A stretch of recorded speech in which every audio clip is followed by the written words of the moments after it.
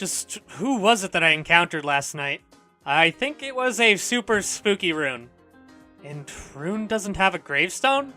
I suppose I should say Sarah. Why? Does that mean Sarah is Rune? No, the townsfolk all said that Rune had died. Damn it, the more that I think about it, the less it makes sense. Oh, hello. So all of that happened, huh? I see, I wish I could have been there too. Selphine made her displeasure quite clear for me to hear as she spoke out loud. I wanted to have a good talk with Sarah too. My apologies, but it's already so late, and if you don't get enough sleep, then mana shock might... I really wanted to have a good talk with Sarah too. Well. Uh-huh. Forgive me, I won't act on my own from now on. Please accept my apology. What should I do? Selphine continues to glare right at me. She's pissed. I didn't expect her to be this upset. Alright then, I'll have you make up for this sometime, okay? Understood. You know, Ratona, I know I'm not really all that useful. Not at all. Wow. No, it's fine. I'm not trying to put myself down or anything. It's just a fact. I'm not as smart as you are, and I can't use battlecraft either.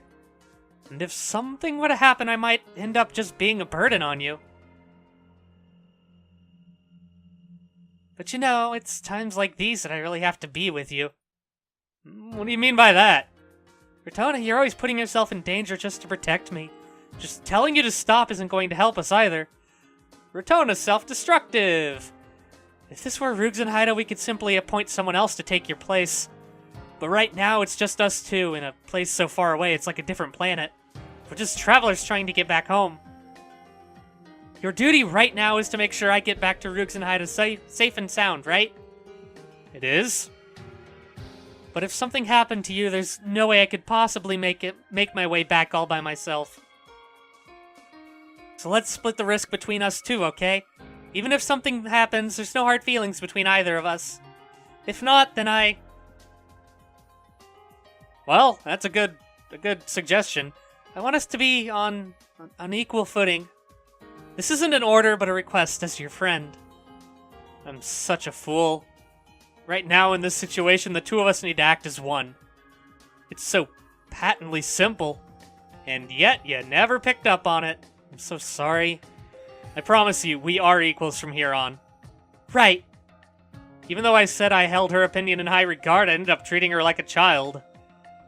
It feels as if the haze that was clouding my mind was lifted. Now, I'd like to propose something. By all means. See, I also want to try using Manacraft. What? Uh-huh. Yes, scene transition, thank you. Hello? Whoa! Rudo awakens in the boardroom, having spent the entire time looking at documents prior. He had a terrible dream. Why did I have that dream after all this time? The thought occurred to Rudo, but the answer came just as quickly. Sarah. Truly aberrant. Abhorrent? Those memories from childhood that he didn't want to remember? This is absolutely the worst. He recalls the deep resentment he had harbored towards his father, and the feelings of pity and compassion he had for his mother. With no one to receive those feelings, they continue to plague him endlessly. All this stems from 12 years ago. What happened 12 years ago? Okay, thank you. Oh, jeez. Rune was a truly violent girl since her youth. Not once would she take to heart anything said to her. She would have a way of just getting on anyone's nerves. No matter how hard people tried to understand her, they couldn't find any reason. And Rune continued to be a source of grief. She would generate hostility and strife with others, and in the meantime slip away into gaps as she laughed her head off. Maybe that's why she was someone who loved being violent. She was so intent on rebelling against something. It was like she was missing something important inside of her. She was that kind of girl. That day, her left eye was swollen red, perhaps having been stung by an insect. Concerned for Rune, our mother forced her frail, weak body as she tried to bring Rune to a hospital on the outskirts of town. Mom's waiting for you, Rune. Now. Look, I'll give you my dessert tonight, okay? Just listen to what she says for today. I don't want it. Go away. Doesn't your eye hurt, Rune? If you don't get a doctor to take a look at it, you might never get to see with that eye anymore. You don't want that to happen, do you? I don't care. This eye can go die. Oh, come on, don't say something so silly. Rune, are you ready to go? Come on, Mom even pushed herself today and got out of bed for this. Whatever, Mom can go die. Jesus. That hospital can go die. Dad can go die too. Rudo, you go die. Everyone should just die.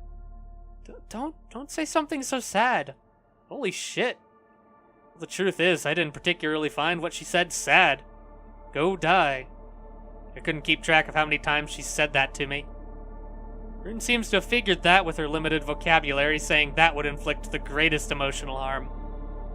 Rune, I don't really mind you telling me that, but please don't tell Mom that. I'm begging you. I'm begging you. Yet another meaningless endeavor. She was a little devil who'd do the complete opposite of what you wanted her to do. On the other hand, if you tell her the exact opposite of what you want done, then she'd do it without question. Maybe she just took pleasure in causing people distress. A conversation with Rune really amounted to nothing more than a one-way assault on you. Oh, Rune, you haven't changed yet. Sorry, Mom, she just wouldn't listen to me. It's alright, sorry for making you deal with her. Come on, Rune, let's have the doctor take a look at your eye now. No! I won't take no for an answer, we need to have that looked at right away. I found you a really good doctor, I'm sure he'll make it all better, just like that. No! Rune knew that there was no winning an argument with our mother, so... I don't wanna go! She would just whine. That is the greatest form of resistance a child possesses. When she started screaming, she would continue until her vocal cords were worn out. Ugh. Rune, please stop crying, okay? Once we're finished at the doctor's, I'll get you some ice cream from the Central Plaza. Don't wanna go! Holy shit. What a shitty little kid. She just wouldn't do as she was told, so we had forced her to come along with us. 30 minutes after, Rune finally stopped screaming. While she was getting checked up at the medical facility, Rune would constantly try to bite or lunge at the doctor in charge of her. The doctor silently continued the checkup, but it was written all over his face that he was already at his wit's end. If this hadn't been a hospital under our family, he probably would have told us to never come back again. On the way back, we stopped by the central square for a breather. Goodness, whatever am I going to do with Rune? I'll try harder to deal with her. I'm sure if I'm just a little more patient with her, I can talk with her and she'll understand. I could stand to learn a thing or two from your patience with her. I swear, if you weren't here for me, I wouldn't know what to do. I'm sure Rune doesn't mean bad. I had to believe that, otherwise I couldn't possibly continue. Maybe when she grows a little older, then I'm sure. Continue considering her as my little sister. I'm sure this is just a phase. It's just for a while. It won't last. Once Rune grows just a little older, even she will. I'll be fine. So don't worry about a thing. Mom, Rune came back with a broken stick. Who knows where she found that? Hey, don't play with that. It's dangerous. Dangerous, dangerous! She continued to run around screaming as she kicked up dirt with the stick, then dashed off to who knows where. Goodness gracious. We need to get her back here. Who knows what sort of trouble she may cause. I'll go and get her. Just wait here and rest, Mom. No, I'll go with you. If she causes problems outside, I need to scold her properly. If only that could have prevented what came next. Get her! Huh? Just moments later. Took us a moment to even realize that the blood-curdling sound we heard was a scream.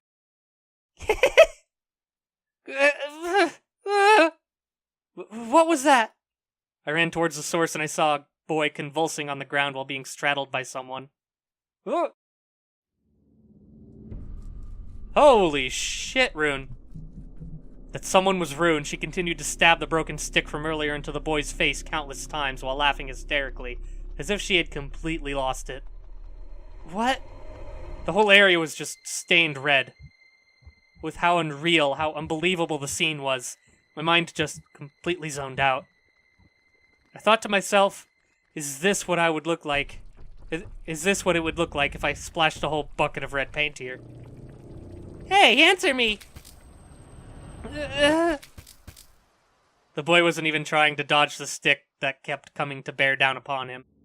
He was clearly unconscious. Rune! Die, just die already, stupid! Rune's voice, already hoarse and raspy, kept screaming at the child to die. It no longer sounded like a child's. Die!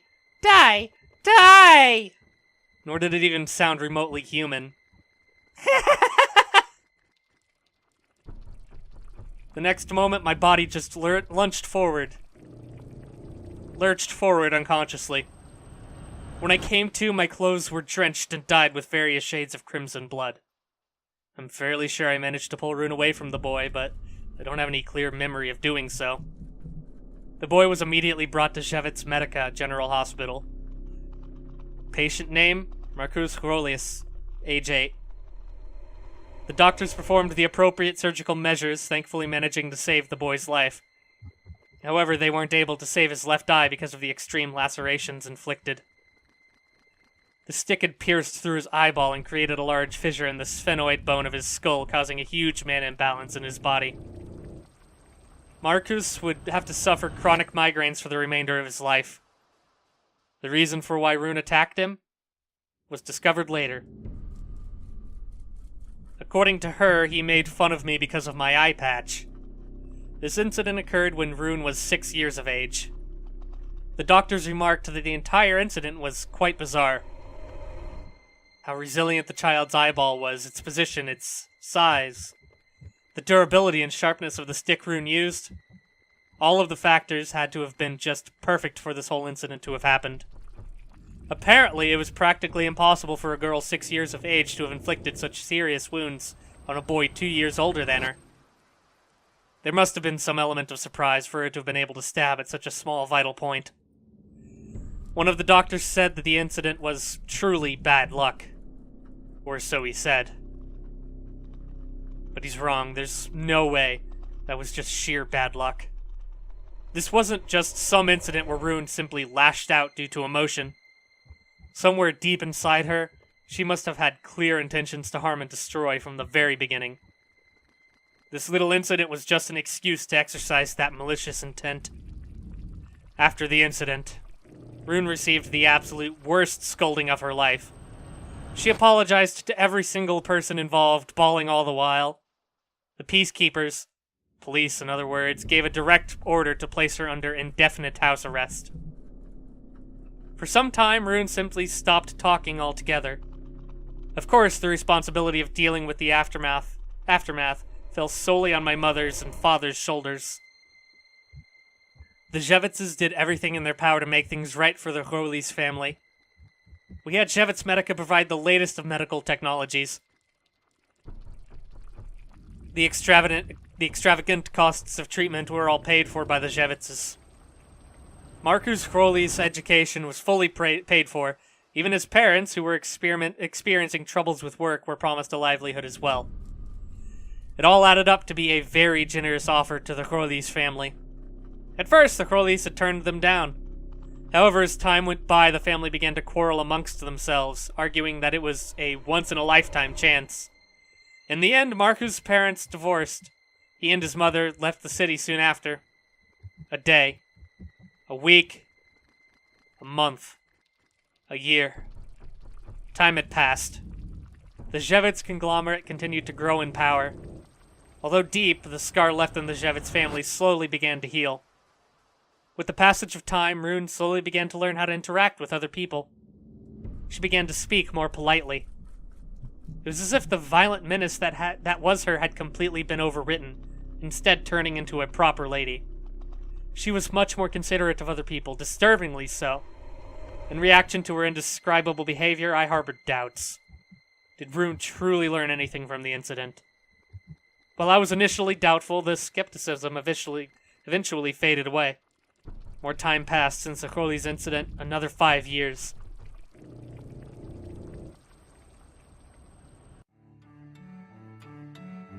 Mom, where's Dad? He should be home soon. You should get ready too, Rudo. It's been a while since we've gone out to eat dinner as a family. Aw, your mom's pretty. That day, my mother's voice had a distinctly cheerful tone to it. Get ready, but we're just going to Ivil's, right? I don't think I need to dress that nice, do I? No can do, we're going out in public, so you need to dress properly. Rune, are you all dressed yet? Yes, Mother. My dearest brother, you still haven't changed? This is suspicious. Yeah, Mom and I were talking just now. Oh, brother. Well then, shall I help you? Help me with what exactly? Why, with a change of clothes, of course. Don't be silly. It's fine, Rudo. Just let Rune help you out, why don't you? Come on, brother, from the top. Don't joke around. I'll head back to my room. I'm going to change. Dad's coming home soon, right?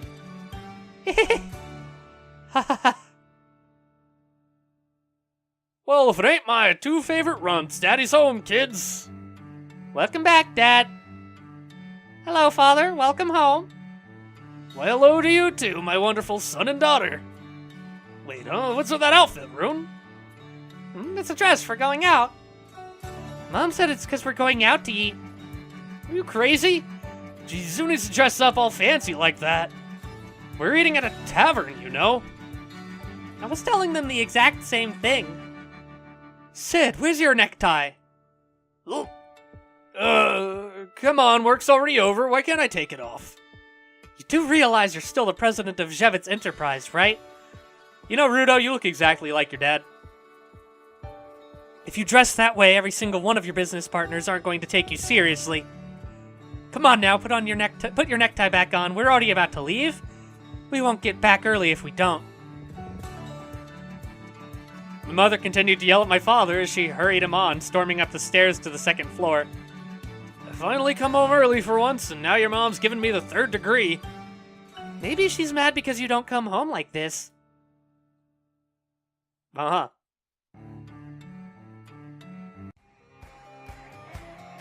We've got an important announcement to make. Hehe. Goodness gracious. Mother, father, you both look overjoyed. Oh, daughter of mine, starting next week, you'll become a prisoner of society. A prisoner of society? You betcha. Now you're gonna have to pay by the... Yeah! Just be quiet for a moment. Yeah, I'm squeezing my cheekies. Rune, we formally enrolled you into an academy. You'll be going to school starting next week. Really, that's awesome. Congrats, Rune. You mean it? Oh, we're serious. Hella serious. Oh, wow. No one ever mentioned the word hella. So next week, I really will be going to an academy with other kids. You've made a really good impression on them in last week's orientation, they said. Even the principal said they'd love to have you on board. I'm so happy I can't believe it. I'm going to the academy? I must be dreaming. I'm happy for you, Rune. I hope you can make a lot of friends. Oh, hey, it's Earth-1. Yo, if it ain't Sid. All right, here. Hang on. Here on. It'll be about the Zhevit siblings. Took the words right out of my mouth. Just what are you doing here, stuffing your face full? You come here to get smashed? Hurts, don't make Sid drink too much. He can't even take a little bit of alcohol, you know. Even take a little bit of alcohol, you know. Oh, come on, Ellie, don't be such a hard ass. We almost never get to meet these days. Hello? Oh, and you two are? Good evening. Good evening, Mr. Hertzbahn. If I remember right, it's Rudo and...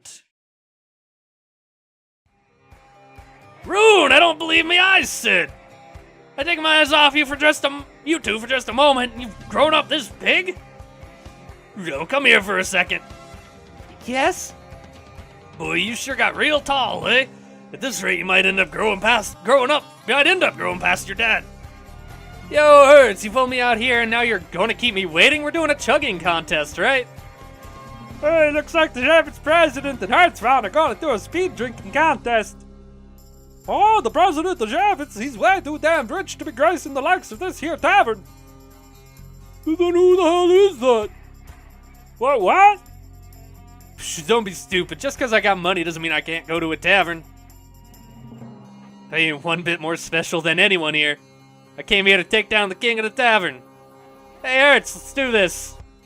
Chug. I swear, we finally have dinner out as a family. Don't worry, I'll send him back to you in a jiffy. I haven't seen this guy in so long either. Let me just do a little catching up with him, okay? Oh, this is a nice scene. I wonder when it's all going to go horribly wrong. Jeez, fine. Sid, if you're doing this, then you'd better beat him. Take that damned Hertz down. Mother? You got it. Can you deal with giving the judges some incentives, too? Hey, everyone, if Sid wins, then everyone in the tavern gets a free drink as a present from us. For real? Hey, guys, you better keep Hertz from chugging. Hey, no cheating. I thought this match was fair and square.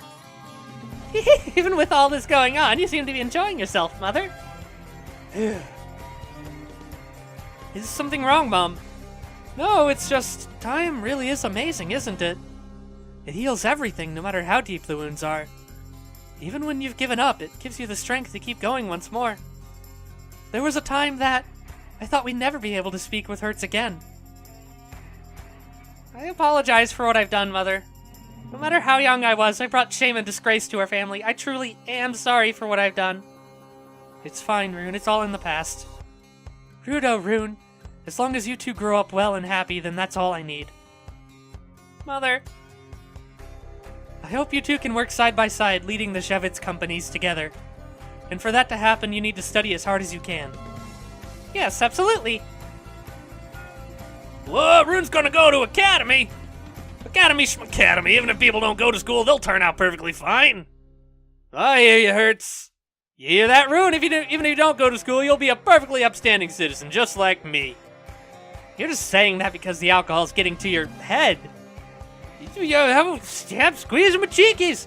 I was just joking.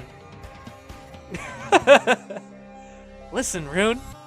It's true that your father or Albus didn't go to school and still managed to become greatly successful, but don't forget, there are exceptions to the rule. He may get fired up like that, especially when you two are around. But Sid's been sponsoring a compulsory education program for the entire Outer Pole through the government for years now. So they're basically like the Mark Zuckerbergs. Compulsory education? It's a system that makes sure children have the right to education. A society where kids have that right. Public education! You two need to keep this in mind. The people of the Outer Pole can't use craft. So you two need to study as hard as you can, or you won't have anything to help you survive. Aw, don't be silly, Eileen! What? A person's worth ain't determined by how much crap they shove in their heads from school. It's a sense of how they can change themselves from the knowledge they've learned through experience. Hell yeah, Hertz, you sure know the right things to say for a drunkard.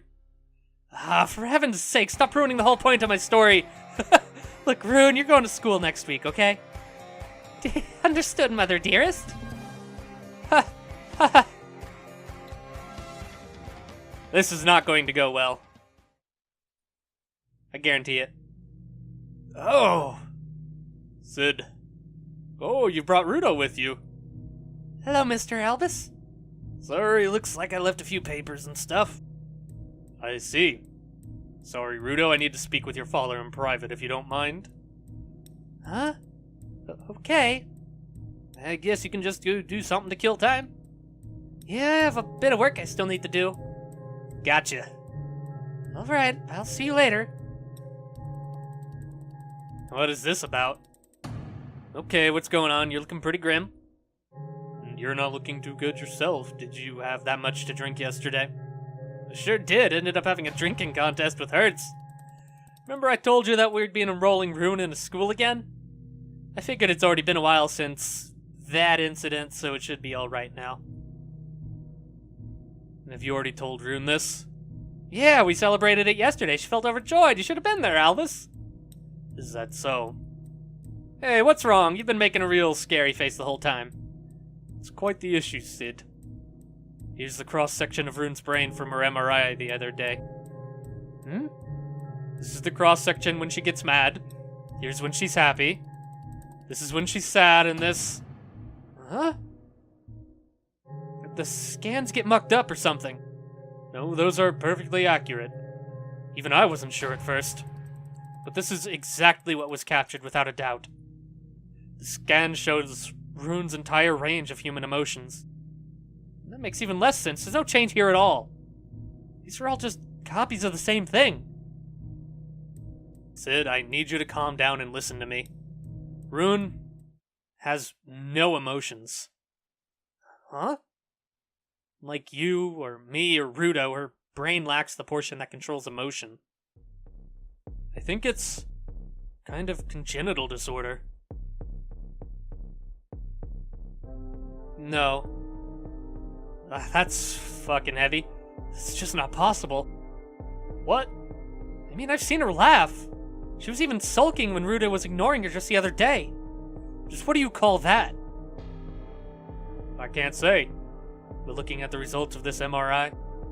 Don't mess with me. If it weren't you, Albus, I'd be punching the living daylights out of you. I'm being perfectly serious, Sid. This is no laughing matter. So my daughter isn't human, is that what you're saying? What? You are, aren't you? A person who has no heart, no emotion? Who are you kidding? We're human precisely because we have hearts. Look, I'm not just trying to pull your leg here, okay? And I'm telling you, this has to be an error. The MRI is still a pretty new technology. How can we be sure how accurate that thing is? This is coming from the mouth of the person who invented it. You, of all people, should know just how accurate the MRI is. You have any idea just how many advances in medical science were made possible these last few years because of your creation? You're not having any emotions. No, that can't be true. That whole incident when she was a kid, there must have been some kind of mistake. Is that all true? Rudo. Whoa, boy. Oh, a few months after that. Oh, Rune was able to mingle with her peers in the academy without incident. Despite all that Albus had said, nothing out of the ordinary took place, and we continued to live peaceful lives. We were still worried about the Crowley's incident, but most seemed to have already forgotten about it. Ever since the incident, Rune had always been homeschooled, so there were many who didn't even know the Zhevitzes had a daughter. With Rune's sociable behavior, she quickly became a popular student in the academy. She made many friends there. Perhaps because her home tutor had been very strict, it seemed as if her classes were a little too easy. Our anxieties that were born from Albus's conjecture also ceased, and our peaceful life went on as usual.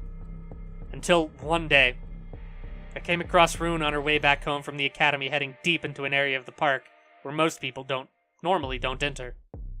Just what could she be doing going that far in, I wondered. Curiosity getting the better of me, I snuck inside. As I got closer...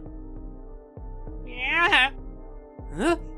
What? I was able to hear the dying cries of an animal. What animal exactly, I wasn't sure. That's how wretched its last screams were. No. It can't be. I ran towards where Rune was. What the?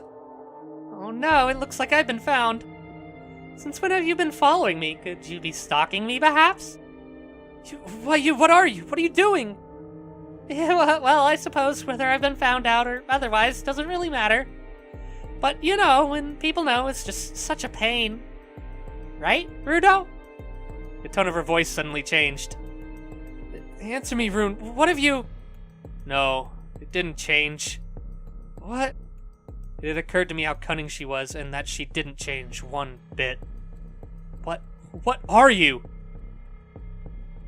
Who knows? But seeing as I have no emotions, then I suppose I'm not human at least.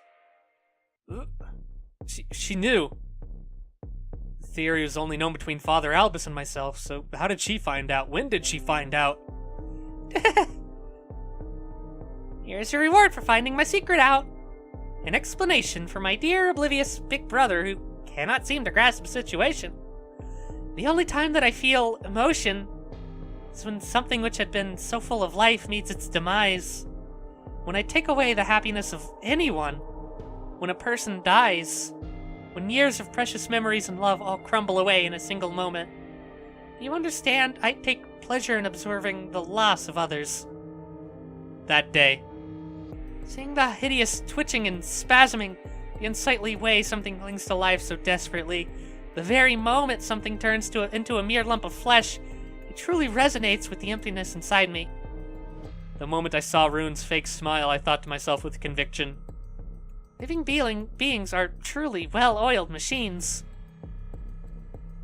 I cannot possibly let this thing grow into maturity. That night I spoke to our parents about Rune, but they didn't take me seriously. I needed some concrete evidence to shatter the illusion she had built up those past 6 years. Please, just get along with her, Rudo. You're her older brother, so look after her. So my mother said. Every single day didn't even feel like living.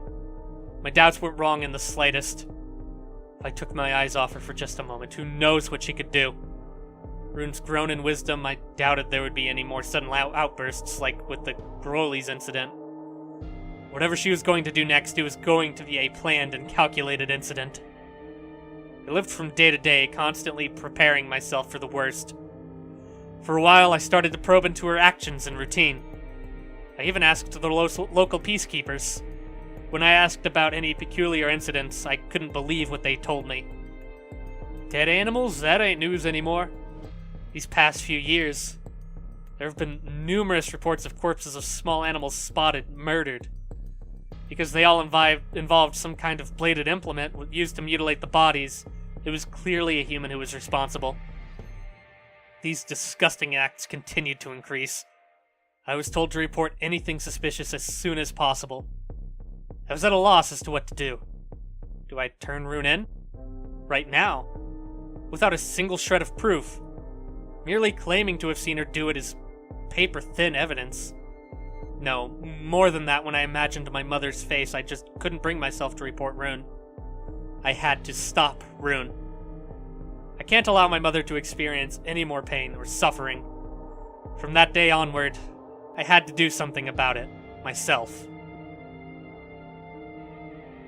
Whenever possible, I always kept Rune on a tight leash. I've noticed you've been paying extra special attention to me recently, brother. I'm so happy. As each and every day went by, hearing Rune's emotionless words, I was more and more convinced.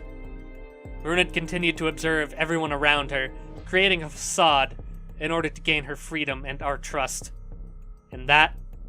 But you know, I'm getting tired of this. She truly was planning something. She is going to murder someone. Several weeks later, my mother had collapsed. The tea in my mother's drink was discovered to have contained a poisonous mana-infused substance called Process 1. However, luckily, due to her weak body, her body had rejected the mana before her body had taken in a lethal amount. She managed to escape with her life, at least for the time being. Upon being informed, the peacekeepers conducted a formal investigation. At the same time, Rune disappeared from the residence. A few days later, it came to light that Rune had snuck into Shevitz Medica's drug stockroom. She had stolen enough Process 1 to kill over 10 people. Several days after that, several top executives of companies beyond the Outer Pole with whom Shevitz was to form partnerships were found dead, poisoned by Process 1.